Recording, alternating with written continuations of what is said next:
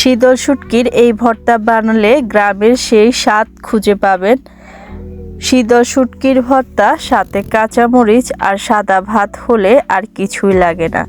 এটার মধ্যে লুকিয়ে আছে সেই স্বাদ, সেই গন্ধ যেটা আপনার শৈশবের কাছে ফিরিয়ে নিবে। আসসালামু আলাইকুম, welcome back to my channel. যেখান থেকে দেখছেন আশা করি সবাই খুব ভালো আছেন।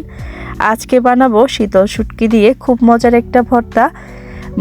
বাসায় যদি কোনো কিছুই না থাকে ঝটপট আপনারা এই রেসিপিটা বানিয়ে নিতে পারেন। এটার সাথে আর কোনো তরকারি লাগবে না, এটা দিয়ে 2 প্লেট ভাত অনায়াসে খেয়ে ফেলতে পারবেন। শীতল শুটকি ভর্তা করার জন্য আমি এখানে নিয়ে নিয়েছি 6-7টার মতো শীতল শুটকি। শুটকিগুলোকে আগে ভালো করে ধুয়ে নিতে হবে, কারণ শুটকির মধ্যে অনেক বেশি ময়লা থাকে। এরপরে ফ্রাই প্যানে শুটকিগুলো দিয়ে সামান্য একটু তেল দিয়ে দিতে হবে। এরপরে মিডিয়াম টু লো আছে শুটকিগুলোকে ভাজতে হবে, বেশি ভাজা যাবে না। বেশি ভাজলে কিন্তু শুটকির আসল স্বাদটাই নষ্ট হয়ে যাবে। হালকা ভেজে নেওয়া হলে এবারে ফ্রাই প্যান থেকে শুটকিগুলো নিয়ে নিব। এবার একটা হাম্বল দিস্তা দিয়ে শুটকিগুলোকে থেতলিয়ে নিতে হবে। থেতলিয়ে নিলে কিন্তু শুটকির ভর্তাটা অনেক বেশি মজা লাগে, আর এটাতে তেমন কিছু লাগে না। একদম সিম্পলভাবে এই শুটকির ভর্তা দিয়ে আপনি অনায়াসে 2 প্লেট ভাত খেয়ে ফেলতে পারবেন। প্রথমে শুটকির যে বড় কাঁটাগুলো ছিল এগুলো আমি আগে বেছে নিচ্ছি, তাহলে মুখের মধ্যে আর কাঁটাগুলো লাগবে না। যেহেতু এগুলো হালকা ভেজে নিয়েছি, কাঁটাগুলো একটু থেতলিয়ে নিলে কিন্তু নরম হয়ে যাবে। শীতল শুটকির কাঁটাগুলো কিন্তু তত বেশি শক্ত থাকে না। এভাবে আমি ভালো করে হাম্বল দিস্তা দিয়ে শুটকিগুলোকে থেতলিয়ে নিচ্ছি। কিছুক্ষণ থেতলিয়ে নেওয়ার পরে শুটকিগুলো কিন্তু পুরোপুরি নরম হয়ে যাবে।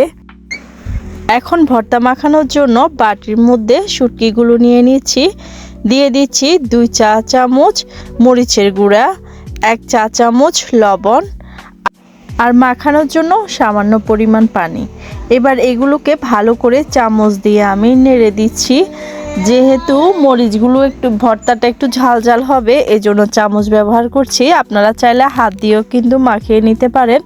আর এটার মধ্যে আর কিছুই দিতে হবে না, আপনারা চাইলে পেঁয়াজ অ্যাড করতে পারেন, তবে আমার কাছে এটা এইভাবে মাখালে অনেক বেশি মজা লাগে। এইভাবে কিছুক্ষণ চামচ দিয়ে এভাবে মিশিয়ে নিলে কিন্তু ভর্তাটা পুরোপুরি তৈরি হয়ে যাবে।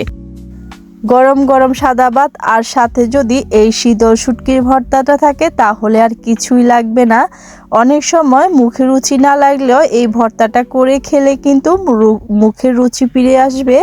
আর এইভাবে আপনি অনায়াসে 2 প্লেট ভাত খেয়ে ফেলতে পারবেন।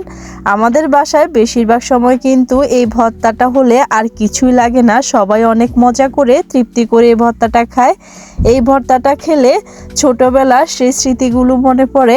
আপনাদের কার কার এই ভর্তাটা অনেক বেশি পছন্দ অবশ্যই কমেন্ট করে জানাবেন। আর ভিডিওটা ভালো লেগে থাকলে লাইক কমেন্ট বেশি বেশি করে শেয়ার করে দিবেন। দেখা হবে পরবর্তী কোনো রেসিপিতে। সাবস্ক্রাইব আর ফলো করতে ভুলবেন না। সবাই ভালো থাকবেন। আল্লাহ হাফেজ।